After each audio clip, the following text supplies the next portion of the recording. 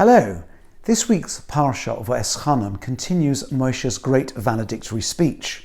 He begins to reflect on his own experience and disappointment, how he prayed many times for God to rescind the decree that he wouldn't enter the land. And since his own destiny was tied up with the national destiny, that was never to be. Now Moshe continues his speech into chapter 4, and he ends what the Ramban understands to be the introduction to the long speech, with a reminder that God loves the Jewish people and he gives them the land of Israel as a special present. In fact, the focus on the land and Moshe's prayer is the reason why from the Gaonic period, a long time ago, it's been normal to read this parsha always the week after Tisha B'Av, part of our reconnection with our love of God and the land. Now, the second part of his speech begins in chapter 5. It picks up the themes of the importance of observing the mitzvahs. There are rules governing the relationship, the covenant between God and the Jewish people. It emphasises that reality by repeating the Ten Commandments and introducing the Shema, all key texts which talk about observance, study and the relationship with God. But in between the conclusion of the introduction and the resumption of the story, there's a quite unexpected passage. Oz Yovdil Moshe. Then Moshe decided that he would identify 3 of the Orei Miklot, the refuge cities in the Transjordan. This requires some explanation. The Torah has already told us at the end of Bamidbar, we read it a couple of weeks ago, that if someone killed someone in error, not a murder, but an error, a culpable error, the person will be sent to a city of refuge for a period of time until the high priest were to die. And then he'd be released, and this will prevent him from any further punishment.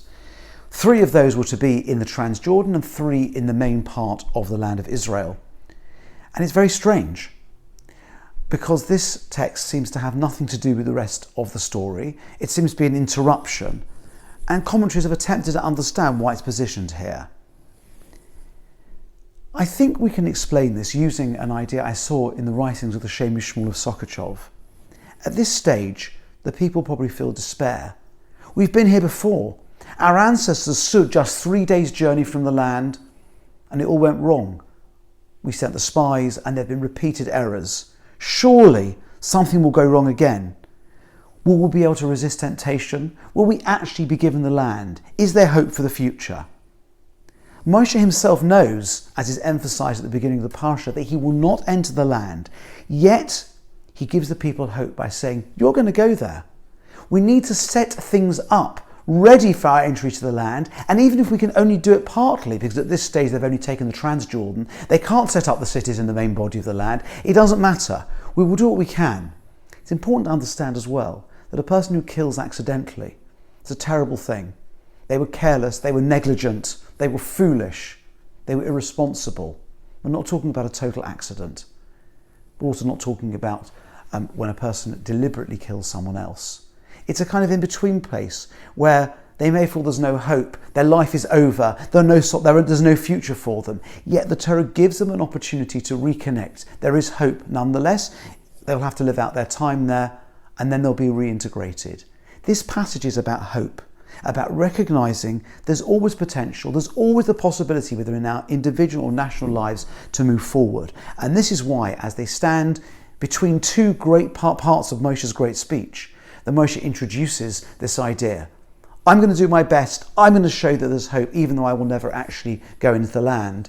And you should do the same. You should realise that wherever we are, there's hope. And of course, this is one of the reasons why this parsha is so apposite for this time of the year.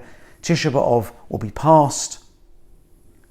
We have the Shevet and Nechemta, the 7 weeks of comfort ahead, which bridge the gap from Tisha B'Av to Rosh Hashanah. They're all about realising that no matter where we are, no matter what kind of a year it's been, and wow, this has been a year, no matter our personal, communal or national situation, there is always hope. Sei gesund und stark and good Shabbos.